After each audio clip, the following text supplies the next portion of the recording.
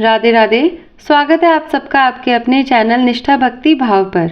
आप सभी पर कान्हा जी की कृपा सदा बनी रहे। मार्गशीर्ष का महीना जो कि भगवान श्री कृष्ण को अत्यंत प्रिय होता है, साल 2023 में 28 नवंबर से शुरू होगा और 26 दिसंबर को मार्गशीर्ष पूर्णिमा पर समाप्त हो जाएगा। यह हिंदी पंचांग के अनुसार नवा महीना होता है, जिसे हम और आप आम बोलचाल की भाषा में अगहन मास भी कहते हैं। यह महीना इतना पवित्र होता है कि भगवान गीता में स्वयं कहते हैं कि महीनों में मैं मार्गशीर्ष हूँ, और इसी महीने में सतयुग का प्रारंभ भी माना जाता है।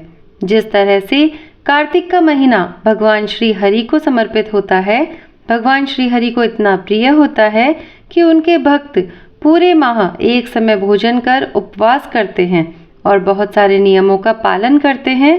तो वहीं दूसरी ओर मार्गशीर्ष का महीना भगवान कृष्ण को समर्पित होता है। इस पूरे महीने में ही भगवान कृष्ण की अपार कृपा पाने के लिए उपवास किए जाते हैं और कुछ नियमों का पालन किया जाता है। मार्गशीर्ष मास को अगहन मास भी कहा जाता है। इसके पीछे बहुत सारे तर्क हैं। भगवान कृष्ण की पूजा अनेक स्वरूपों में और अनेक नामों से की जाती है, तो इन्हीं स्वरूपों में से एक है मार्गशीर्ष में भगवान कृष्ण का रूप माना जाता है। और शास्त्रों में ऐसा भी कहा जाता है कि इस माह का संबंध मृगशीरा नक्षत्र से है। इसी कारण से इस माह को मृगशीर्ष मास भी कहा जाता है। और ऐसे में कान्हा जी के जो भक्त हैं वह पूरे महीने कान्हा जी की विशेष रूप से पूजा इस महीने में करते हैं। और आज की इस वीडियो में मैं आपको बताने वाली हूँ मार्गशीर्ष मास यानी कि अगहन मास के महत्व के बारे में। आप अगर इस मास के नियमों का पालन करना चाहते हैं, पूजा या उपवास करना चाहते हैं, तो आपको किन किन बातों का ध्यान रखना चाहिए, कौन कौन से ऐसे काम हैं जो आपको इस माह में नहीं करने चाहिए और कौन से ऐसे काम हैं जिन्हें आपको इस महीने में करना चाहिए। लेकिन मार्गशीर्ष महीने में भगवान कृष्ण की पूजा सबसे उत्तम मानी गई है और इसी महीने में कहा जाता है कि लोग नियमों का पालन करते हैं तो उन्हें जीरे का सबसे पहले त्याग करना चाहिए, जिसका त्याग आपको इस महीने में करना ही चाहिए। इस माह में आपको शरीर पर तेल लगाने के लिए कहा जाता है। यह इस माह में बहुत उत्तम रहता है। तो आप अगर उपवास करें या ना करें, पूजा के नियमों का पालन करें या ना करें, मार्गशीर्ष के महीने में आप हो सके तो रोज, नहीं तो जब भी आपके लिए संभव हो, एक दिन छोड़कर या 2 दिन छोड़कर या फिर हफ्ते में एक दिन अपने शरीर पर तेल की मालिश जरूर करें। और सबसे पहली बात, अगर आप मार्गशीर्ष मास के नियमों का पालन करना ही चाहते हैं, या कुछ लोग तो पूरे महीने उपवास करते हैं, अगर आप पूरे महीने उपवास ना कर पाएं, सभी नियमों का पालन ना कर पाएं, तो आप कम से कम 5, 7 या 11 दिन आप नियमों का पालन कर सकते हैं। आपकी श्रद्धा है और आप अगर नियमों का पालन नहीं भी करते तो भी आप भगवान कृष्ण की पूजा अपने सच्चे मन से करते रहें। आपको कृष्ण भगवान हमेशा प्रिय रहेंगे। अगर आप नियमों का पालन करना चाहते हैं या उपवास करना चाहते हैं, क्योंकि बहुत से लोग कार्तिक मास की तरह इस मास में भी केवल एक समय भोजन ग्रहण करते हैं, दिन भर उपवास रखते हैं और रात को शाम की पूजा करने के बाद में भोजन या अन्न ग्रहण करते हैं, शुद्ध सात्विक अन्न ग्रहण करते हैं। तो अगर आप ऐसा करना चाहते हैं तो मार्गशीर्ष के पहले दिन अगर आप सभी दिनों की पूजा करना चाहते हैं, नियमों का पालन करना चाहते हैं, तो आप पहले दिन संकल्प जरूर लें कि आप मार्गशीर्ष मास के नियमों का पालन करने जा रहे हैं और भगवान कृष्ण की कृपा पाने के लिए आप इतने दिन तक व्रत रखेंगे। अगर आप केवल 5, 7 या 11 दिन रखते हैं, तो आप जिस दिन से पहला नियम प्रारंभ करेंगे, पहले दिन आप प्रारंभ करने वाले हैं अपनी पूजा का, उस दिन से आप नियमों का पालन करें और उसी दिन आप संकल्प लें। साथ ही आपको इस बात का भी संकल्प लेना चाहिए कि आप पूरे मार्गशीर्ष के महीने में ना तो किसी की निंदा करेंगे और ना ही सुनेंगे। अगर गलती से आपके मन में दूसरों के प्रति निंदा का भाव, बुराई का भाव आ भी जाए, तो आप कन्हैया जी से क्षमा जरूर मांग लें, वह आपको जरूर क्षमा कर देंगे। वैसे तो बहुत ज़्यादा कठिन नियम नहीं है इस महीने में जिनका आप पालन ना कर पाएं। तो देखिए, कृष्ण भगवान की अगर मूर्ति आपके पास है, चाहे वह किसी भी रूप में हो, चाहे वह लड्डू गोपाल हो या कृष्ण भगवान की मूर्ति हो या तस्वीर हो आपके पास, तो आप हर दिन उनकी पूजा करें। सुबह और शाम पूजा करें और आप जब भी भोजन करें, चाहे फिर आप सुबह कर रहे हो या शाम का भोजन कर रहे हो, तो सबसे पहले आपको कृष्ण भगवान को भोग ज़रूर लगाना है। उन्हें नियम से हर दिन तुलसी दल या तुलसी जी की मंजरी ज़रूर अर्पित करनी है।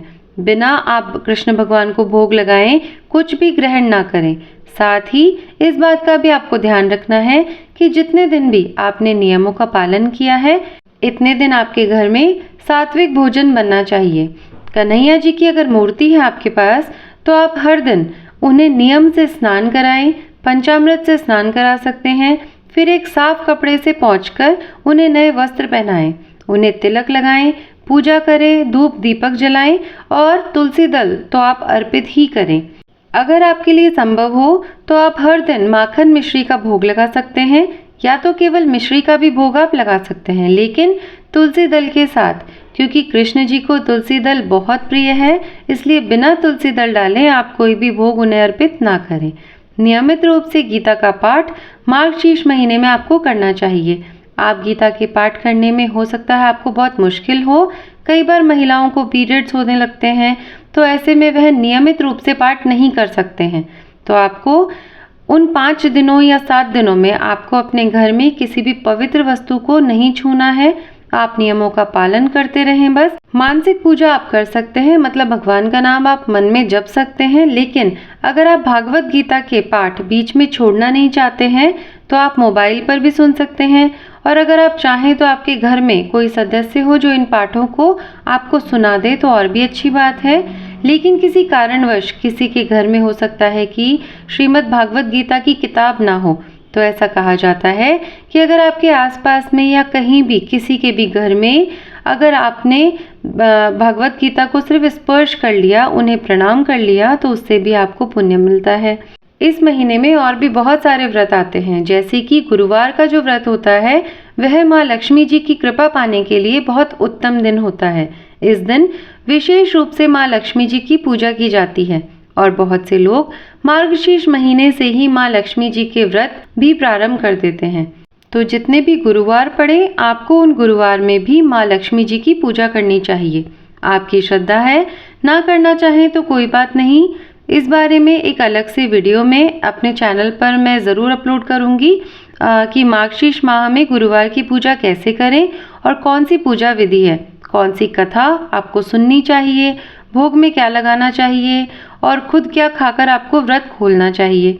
इस महीने में सुबह ब्रह्म मुहूर्त में उठकर स्नान करने के बाद में सूर्य देवता को अर्घ देना चाहिए। तुलसी जी की पूजा आपको नियमित रूप से करनी चाहिए। सिर्फ रविवार के दिन आपको तुलसी पूजा नहीं करनी है, बाकी दिन आपको आप जैसे करते हैं आपको नियमित उसी हिसाब से करनी है। तुलसी जी में दीपदान करना चाहिए और हो सके तो आप मार्गशीर्ष महीने में हर दिन एक दिया अपने घर के मुख्य दरवाजे पर ज़रूर जलाएं। जितने भी पवित्र वृक्ष होते हैं, अगर उनमें से कोई भी वृक्ष आपके आसपास हो तो वहां आप दीपदान करें। मंदिर में आप दीपदान कर सकते हैं। इसके अलावा आप अपने घर में जहां भी पानी रखते हैं वहां पर आप दीपदान कर सकते हैं। संभव हो तो बहते जल में अगर आप दीपदान कर सकें तो बहुत अच्छी बात है, और अगर नहीं हो सके तो कोई बात नहीं। कहा जाता है मार्गशीर्ष मास में आप जितनी ज़्यादा गायों की या उनके बछड़ों की सेवा करेंगे उतना ही भगवान कृष्ण आप पर जल्दी प्रसन्न होंगे। अगर आपके आसपास गायें हैं तो आप उनकी सेवा करें, उनके लिए हरे चारे का प्रबंध कर सकते हैं। आप गौशाला में जाकर उनकी सेवा कर सकते हैं या फिर दान दक्षिणा आप दे सकते हैं। मार्गशीर्ष महीने में संतान प्राप्ति की कामना से विशेष रूप से पूजा की जाती है। भगवान कृष्ण की कृपा से जिन्हें संतान सुख नहीं है तो संतान सुख भी मिलता है। इसके लिए आपको हर दिन नियम से बाल गोपाल रूप की या भगवान कृष्ण की पूजा करनी होती है। और एक खास मंत्र है जिसे संतान गोपाल स्तोत्र भी कहते हैं, उसका आपको जाप करना चाहिए। इस जाप के बाद आप माखन मिश्री का और तुलसी दल का भोग भगवान कृष्ण को लगाइए। अगर आपके पास में भगवान कृष्ण की मूर्ति या तस्वीर नहीं है, संतान गोपाल स्तोत्र है, ओम देव की सुत गोविंद वासुदेव जगतपते देहि मे तनयम कृष्ण त्वामहम शरणम गतः। इस मंत्र का जाप आपको भगवान कृष्ण की मूर्ति के सामने एक आसन पर बैठकर करना चाहिए, पूर्व दिशा की तरफ मुंह करके, और साथ ही आप अपने भगवान पर अटूट श्रद्धा और विश्वास रखकर इस मंत्र का अगर जाप करेंगे तो जो लोगों को संतान सुख नहीं है, भगवान कृष्ण की कृपा से उन्हें संतान सुख प्राप्त होगा। यह महीना इतना पवित्र होता है, कहते हैं कि अगर अविवाहित लोग विवाह की कामना से इस माह में भगवान कृष्ण की पूजा करें तो उन्हें भी विवाह में आने वाली परेशानियों से मुक्ति मिल जाती है, उनका विवाह भी जल्दी हो जाता है। और मन चाहे जीवन साथी से अगर लोग विवाह करने के इच्छुक हैं तो उन्हें मनचाहा जीवन साथी भी प्राप्त होता है। इस पूरे महीने में रात को चंद्र देवता की पूजा कर उन्हें जल भी अर्पित करना चाहिए।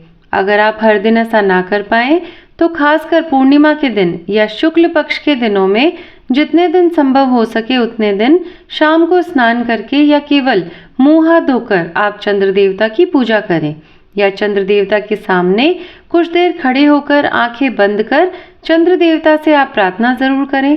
ऐसा करने से कुंडली में अगर चंद्र दोष है तो वह भी समाप्त हो जाता है।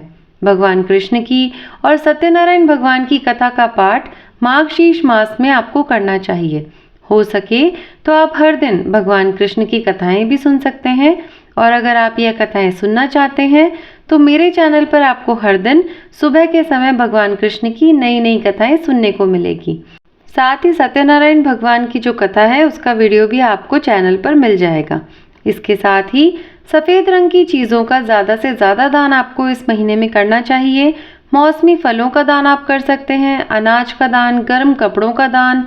आप निर्धन व्यक्तियों को अगर ये दान करते हैं तो कहते हैं कि इस महीने में किया गया दान सबसे ज़्यादा पुण्य देने वाला होता है। इस महीने में आप अपने घर पर मोरपंख ज़रूर लेकर आएं, और हो सके तो दक्षिणावर्ती शंख की पूजा आप इस तरह से करें जिस तरह से आप अपने घर में देवी देवताओं की मूर्ति की करते हैं। अगर आपके पास में दक्षिणावर्ती शंख नहीं है तो कोई बात नहीं, मंदिर में दक्षिणावर्ती शंख होते हैं। आपके आसपास अगर मंदिर है तो आप वहां जाकर अगर आप उसके दर्शन भी कर लेते हैं, हाथ जोड़कर प्रणाम भी कर लेते हैं तो वो भी काफ़ी होता है।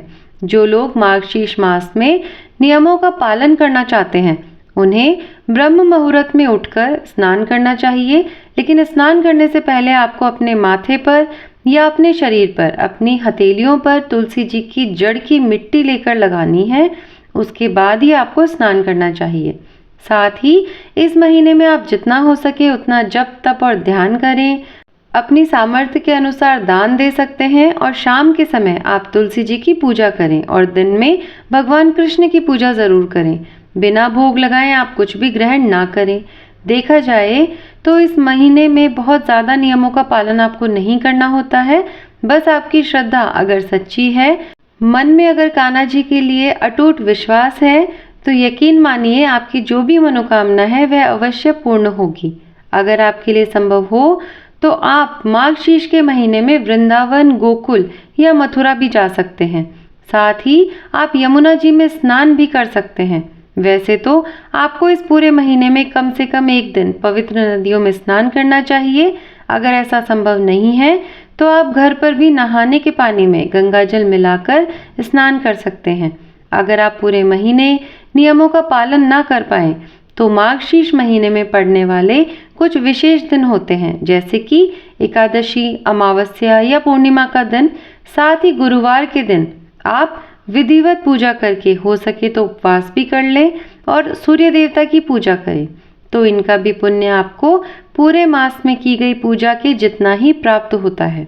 माघशीर्ष मास के शुक्ल पक्ष की एकादशी का दिन मोक्षदा एकादशी का दिन होता है। तो उस दिन अगर आप भगवान कृष्ण की पूजा विधि विधान से करते हैं और संभव हो तो उपवास भी कर लें।